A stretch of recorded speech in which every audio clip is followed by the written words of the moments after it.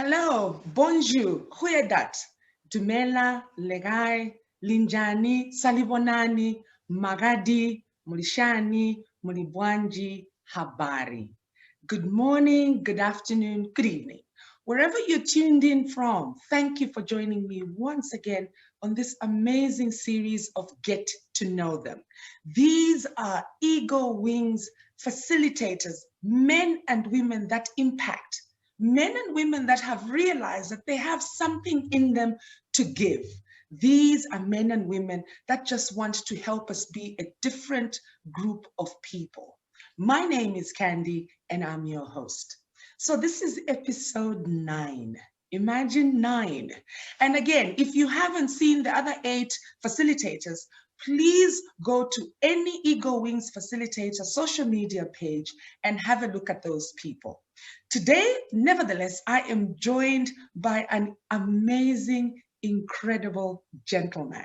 This is one where he really lives by the apple doesn't fall far from the tree. He is based in Zambia. He walks his father's footsteps. This is a man who is amazing at public speaking. So you can imagine how nervous I am now, but he's amazing at public speaking. He teaches people the art of speaking. He teaches people the art of communication. And he's been in the media space for years. This is a person who makes it as easy as counting 1, 2, 3. But today we're not here to get to know what he does in his professional life. And most of you may have dealt with him on a one-on-one. Today, we are here to get to know who this gentleman is. What does he like? What is he all about? What makes him laugh? We hope that sometimes he does cry a little. So today we're going to dig deep and find out who he is. Who am I talking about? I'm talking about Andre Makulu. So all of you tuned in, thank you so much again for joining me, and allow me to introduce Andre. So Andre, thank you so much for making the time and welcome to this 9th episode. How are you, Andre? Hi, Candy. I'm doing great. It's a pleasure to be here. And, I'm so happy to talk to you, see you, again. As you know, right now, distance isn't really a boundary. Thank God for technology. And I'm just happy to be here. EWC is doing great things, and I'm just happy to be a part of that. Oh, thank you so much, Andre. You look amazing. Oh, my goodness. You look good. You look relaxed. Things are happening in Zambia. I know things are happening in Zambia. So anyway, today, like I've said, we want to get to know what makes you so bubbly, what makes you so full of energy. Who is Andre? What is Andre about? Who is he? Well, a question could have, so many answers, and I guess so many people have different perspectives. But as for me, well, I'm Andre Makulu, of course, a facilitator with EWC. And well, about me, well, I'm based here in Zambia. And first of all, I think I'll start on the most important issue is that, yes, number one, I am a family man, very much married. I've been married for 22 years now. And I've got 3 beautiful children. I've got, a girl firstborn and 2 boys, Michelle, Michael, and Morton. And yeah, we're based here in Lusaka. I'm married to my beautiful wife, Tesha. And yes, well, that's that about me and our family. But in terms of that, I'm also, the 3rd born in a family of 5, 4 brothers, and, our last born, our princess, although she's a grown woman right now, she's still our baby. And we're all based here in Lusaka.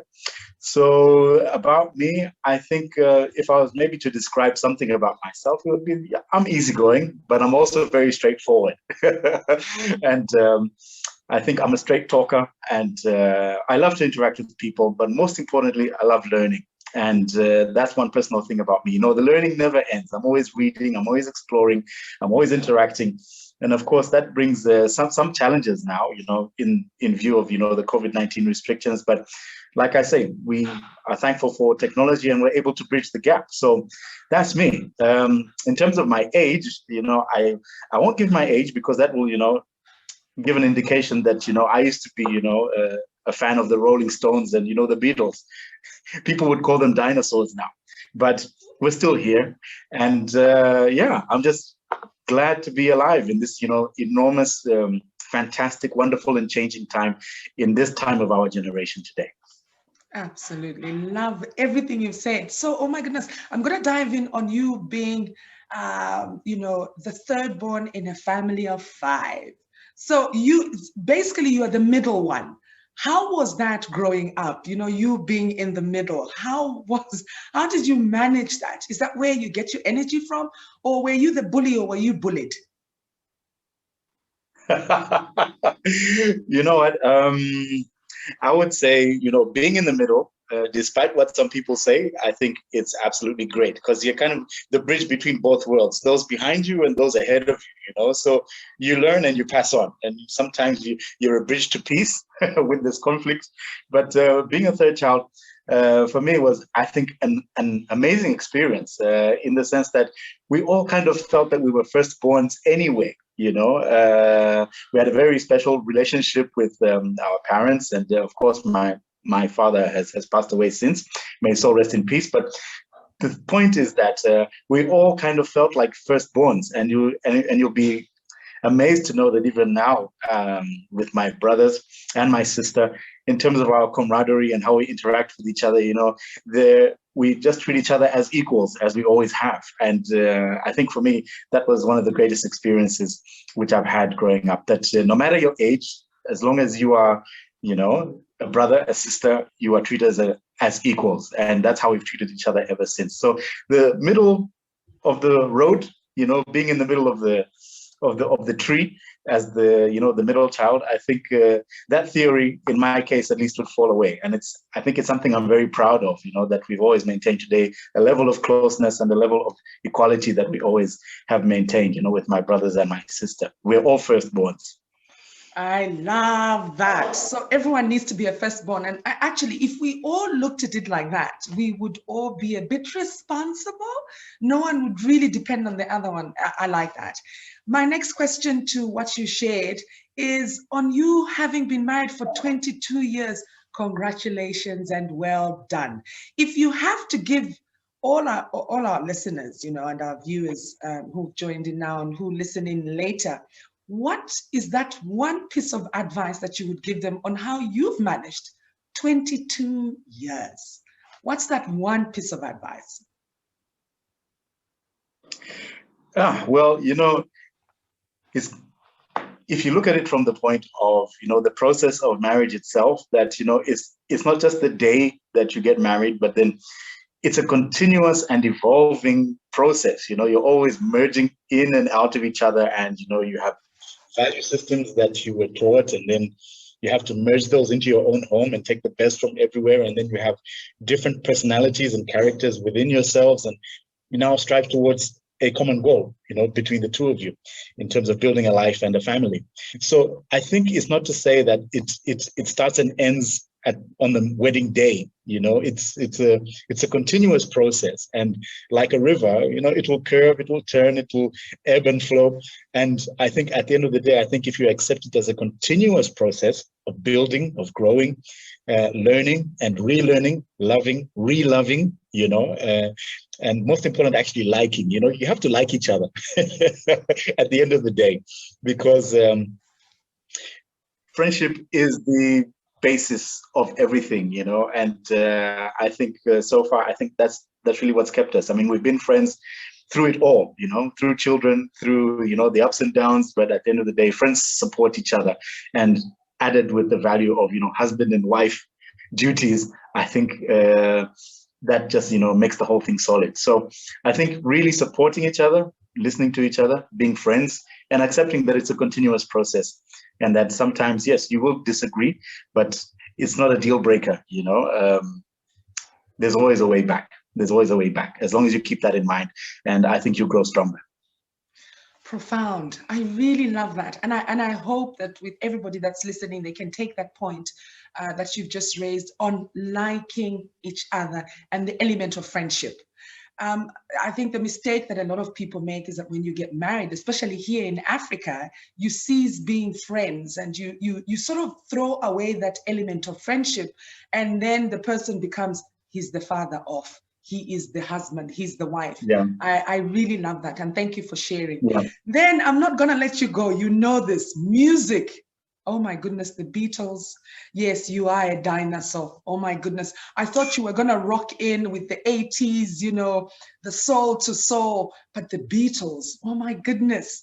So are you still listening to that kind of music? Does it still empower you? Does it help you start your day? Okay, well, I think that's a reflection probably, you know, more about the house we grew up in and some of the music we listen to, but it's still music that I kind of appreciate. That's one of my hobbies, by the way, music. I love music and all kinds of music, all kinds of music. And in the house that we grew up in, there were instruments, musical instruments in the house. I think my dad was also multi-talented in that respect. I mean, he played numerous instruments, so we were exposed to not just the instruments, but all kinds of music in our home growing up. And I think I've continued that. I even collect music right now. I could even show you something, okay? This, Miles Davis, one of my all-time jazz favorites. That's one of my guys. I collect vinyl as well.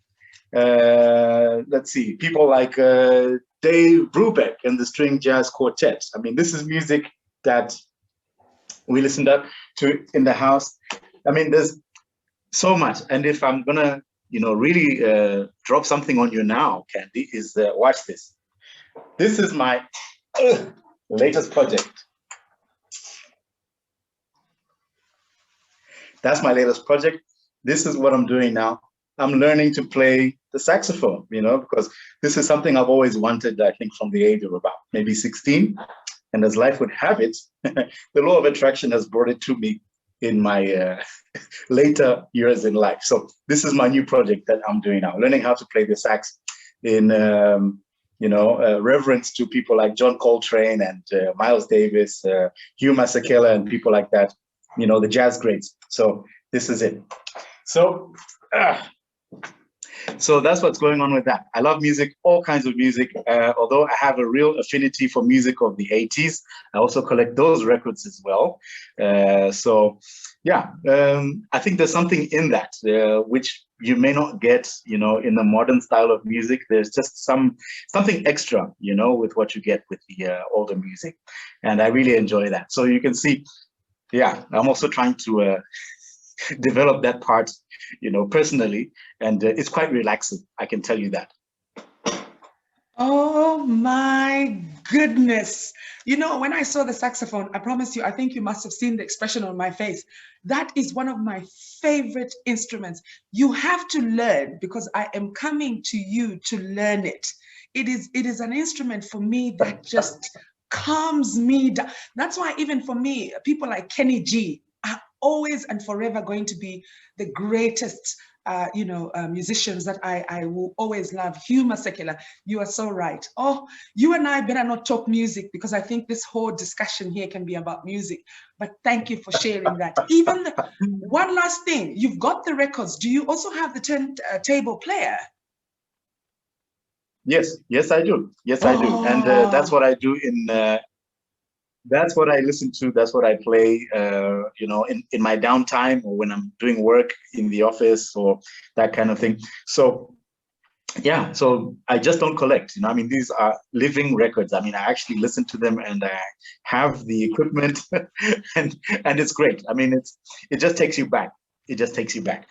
Absolutely. Thank you so much for just, taking all of us dinosaurs down memory lane. It's okay. We will accept that we are dinosaurs like you. So that's perfect.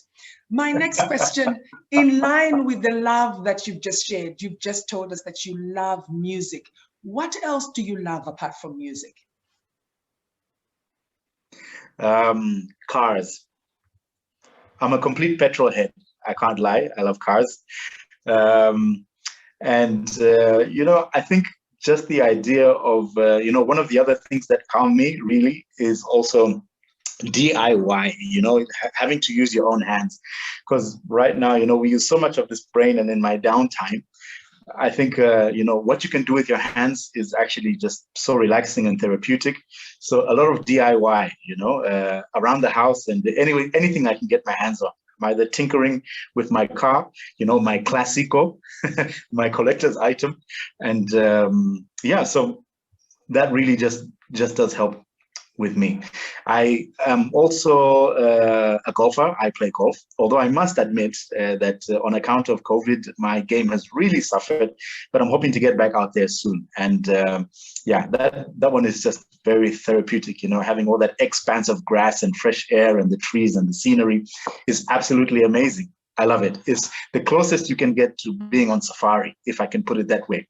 And wonderful exercise, and it's a beautiful experience. So can we ask, what's your handicap? No, that is a state secret. Okay, all right. We'll leave it alone. Yeah. Interesting. So when you talk about, the love of cars, are you also one, if you could, you would design your own car, you would actually, collect, these all genuine parts and put a car together? Are you one of those people, or would you sit there and watch someone put it all together for you? Well, I would like to be part of the process. I can't say that I'm the expert, but I would love to be part of the process, because I think even the way my mind has developed, over time, I think there's a keen interest in how things work as opposed to them just working. So being part of the process, I think, is also part of the engagement, and I think a sense of ownership, when the project is done. And like I say, I like to learn, and I think doing that would be part of the process. Building my own car, man, I think my favorite one is out there somewhere, but we'll have to keep that a secret for now. Okay, at least now we know what you love. So now you are brilliant when it comes to communicating, PR work, and also, you being a media person. When did you have your penny drop to say this is something that you were not going to hold on to yourself and keep it to yourself, but also teach and stand on different platforms and just share? When did you have your penny drop? I would say officially putting it out there and also, wanting to share it and also give that experience to other people really came about, I think, from 2010, maybe 2011. Having officially, broken out and left the corporate sector and going fully independent, for myself, starting my own independent consultancy and doing my own business. I think that was it. But I think that was a culmination of, my years of experience through broadcasting, through media engagement, through high-level corporate, profile work and things like that. I think that really did sharpen me as a tool, but it's something that I think has always been there. But fortunately enough, I was able to pursue it professionally. And having that experience, basically from the reception to the boardroom, and high stakes corporate games, you realize the importance of having to, the need to communicate effectively and even interpersonal interactions and conversations. In the business environment, you have to be concise, you have to be clear. Time is literally money, and you don't want to waste people's time. And at the end of the day, you have to clear your conversation, your narrative, your train of thought. What is your agenda? What is your objective in what you want to put across? Those things have to be very clear. And that also has to do with a lot of preparation, a lot of research, but most importantly, knowing what you want to say and how you're going to put it across. And I've come across people that, struggle with that kind of thing, but you may find sitting at, high-level corporate positions, or you find even individuals struggle with that on a day-to-day basis. And even just through running your own business, communication is essential. And the better you are at it, the better results that you're going to get, and I felt that this is something that I've cultured over time. I've been professionally exposed, professionally trained to an extent, naturally gifted. And so why not share it with those who actually need it? Because it is a tool that everybody needs today. And interpersonal communications are just as important as anything else in business and otherwise. So It's just about getting it right off the bat. And once you're clear, everything goes smooth from there. It's been such, an experience to watch, or even observe things when someone delivers the whole speech, and at the end of the day, there are so many questions because not many people actually manage to understand what you're trying to put across. So it's a good feeling when you finish, what you have to deliver, and at the end of the day, are there any questions? No. Why? Because everybody has, got on board and listened to what you have to say. They've absorbed what you have to say, and it's clear, concise, and everybody has understood it. So that's the real test of, precise communication. And if I can just tell you, I think from a background point, where this came from, I think, you may know, and for, the people who are going to watch this video, is that in addition to, my late father's duties as a civil servant, he was also at one point, the presidential interpreter, for one Kenneth Kaunda. And also this went on further down, through successive presidents, through the Ministry of Foreign Affairs for Zambia. And you can imagine the emphasis that was put on having to get it right as an interpreter. What are you saying versus actually what you mean? So words are important at the end of the day. Words are so important, and you have to get it right. And this was always drilled into us, I think, even at an early age, that, don't just wobble about your words, get your thoughts clear, and be concise in what you want to say. Because you can imagine that you've got 2 or 3 heads of state who are deliberating over very serious national and regional issues, and you get it wrong, or you're not delivering the message that this president wants to get across to the other side. So it was always a point, that my father made, to say that you must be clear, you must be concise, and, there's power in words, and you have to get it right. And I think that's one thing that I've lived with, all my life, and have applied through my private life, in my professional life, and in every engagement that I've had. And now I want to share it.